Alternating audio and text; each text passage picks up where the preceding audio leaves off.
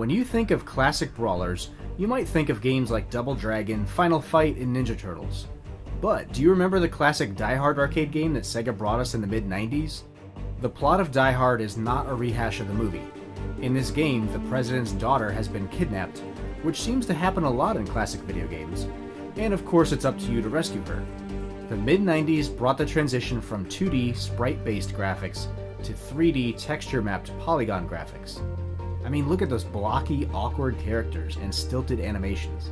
The visuals may not have aged too well, but I like to think of them as a necessary step towards the smooth 3D graphics that we see in games today. Die Hard was one of the most iconic games to use QuickTime events.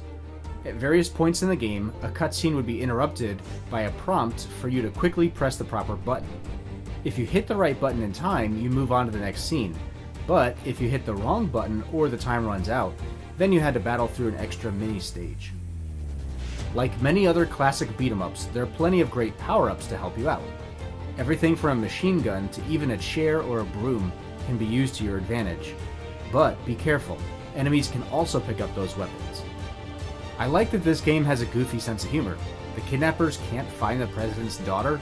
She's hiding under your desk, dummy. And I can't quite get over the way you crouch walk in some of those weird cutscenes.